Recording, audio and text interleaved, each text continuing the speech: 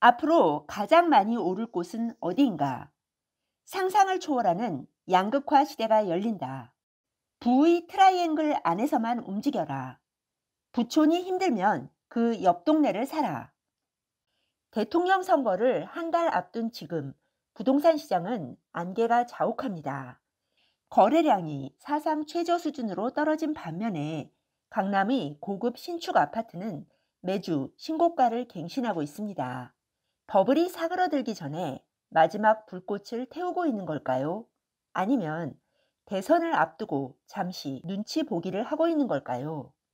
이런 장세일수록 기본으로 돌아가는 게 좋습니다.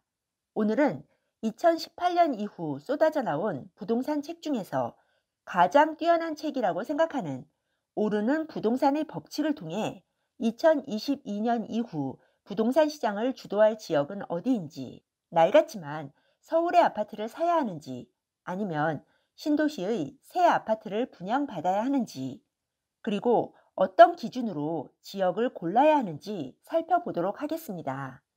첫째, 2022년 이후 부동산 시장을 주도할 지역은 어디인가? 이 책의 저자 조현철 씨는 부자들은 더 이상 새로운 지역으로 이동하지 않고 부의 트라이앵글 안에서만 움직인다고 말합니다. 부의 트라이앵글이란 어디를 말할까요? 2022년 현재 대한민국 최고의 부촌인 서초구 반포동과 전통의 부촌인 한남 용산, 그리고 신흥 부촌으로 떠오른 성수동입니다. 한남 용산은 원래 부촌이었지만 향후 수년간 재개발을 통해 더욱더 부촌으로서의 위상을 굳히게 될 것입니다.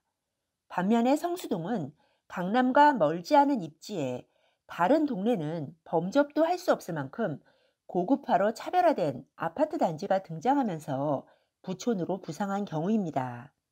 이 책은 한국의 부자들은 더 이상 멀리 움직이지 않는다라고 단언합니다. 1970년부터 2000년대까지 한국의 부촌은 남쪽으로 이동해 왔습니다. 1970년대 정부가 강남을 개발하면서 남쪽으로 이동하면 돈을 번다는 공식이 생겼다고 합니다. 그런데 30년간 지속됐던 부촌의 남하는 2000년대 이후 용인 수지에서 멈추게 됩니다. 용인 수지의 대형 아파트가 몰락하면서 부자들은 더 이상 멀리 가지 않고 전통의 부촌 내에서만 움직이고 있습니다. 살던 아파트가 노후화되면 강남 내 다른 신축 단지로 옮기면서 부의 트라이앵글을 더욱 공고히 쌓고 있습니다. 그럼 답은 나왔죠. 2022년 이후 부동산 시장을 주도할 지역은 바로 서울, 그것도 강남, 한남, 용산, 그리고 성수로 대표되는 부의 트라이앵글입니다. 수도권 부동산 가격이 한 번 더 대세 상승을 할 것인지는 차기 정부의 정책에 따라 달라질 수 있지만 1급지 가격이 한 차원 더 레벨업할 것임은 쉽게 예상할 수 있습니다. 부촌이 이동하지 않는다는 말은 앞으로 양극화가 더욱 가파른 속도로 진행될 것이라는 사실을 뜻합니다. 그동안은 강남이 오르면 모든 아파트들이 따라 올랐지만 앞으로는 반드시 그렇게 되지 않을 수도 있다는 것이죠. 둘째, 서울과 신도시 중 어디를 사야 하나? 강남의 고급 신축 아파트가 좋다는 건 누구나 다 압니다. 문제는 보통 사람들이 넘볼 수 있는 가격이 아니라는 거죠. 그럼 갈아타기를 하려는 사람들은 어디를 봐야 할까요? 이 책은 이 질문에 대해 명확하게 대답합니다. 자금이 풍부하다면 현재의 부촌을 사고, 자금이 부족하다면 부촌 인근 지역을 사라. 지금의 부촌이 앞으로도 부촌으로 남을 것이다. 그리고 다른 지역과의 격차는 지금과는 비교도 안 될 정도로 벌어질 것이다. 이것이 이 책의 결론입니다. 이렇게 단정하는 근거는 무엇일까요? 그것은 대한민국이 선진국이 되었기 때문입니다. 선진국이 되었다는 것은 고도 성장기가 끝나고 도시가 더 이상 팽창하지 않는 사회가 되었다는 것을 뜻합니다. 이 책은 인구 급증과 도시의 팽창은 과거의 패러다임이고 현재의 패러다임은 인구 감소와 이에 따른 기존 중심지로의 회귀라고 말합니다. 이 책은 과거의 패러다임을 내세워 앞으로 이 동네가 개발될 거고 그러면 좋아질 거야 라며 외곽으로 벗어나지 말라고 강하게 말합니다. 지금 좋은 동네가 앞으로도 좋은 동네로 남을 것이고 그 격차만 점점 더 벌어질 것이라는 것이죠. 하지만 돈이 없는데 무조건 서울만 고집할 수는 없습니다. 청약에 성공해서 신도시 아파트를 분양받는다면 어느 정도 오르면 팔고 조금 더 중심지로 들어오는 방법이 가장 현실적입니다. 신도시에 살다 보면 깨끗하게 정비된 환경과 새 아파트에 대한 거주 만족도가 매우 높을 것입니다. 하지만 계속 그 편의성에만 젖어 있으면 자산을 늘릴 기회는 멀어집니다. 장기적으로 한국의 인구가 줄어든다는 것을 잊으면 안 됩니다.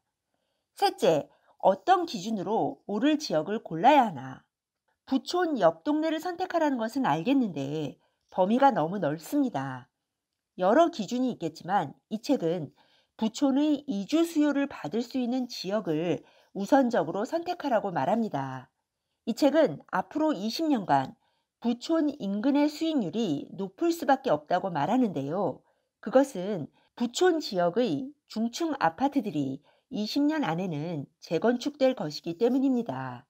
이제 강남 일대의 저층 주공 아파트, 시형 아파트의 재건축은 마무리 단계에 접어들었습니다. 남은 것은 중층 재건축이죠. 이 책은 과거 주공 아파트, 시형 아파트 재건축과 앞으로 있을 중층 아파트 재건축은 주변 동네에 미치는 영향이 다를 것이라고 예측합니다.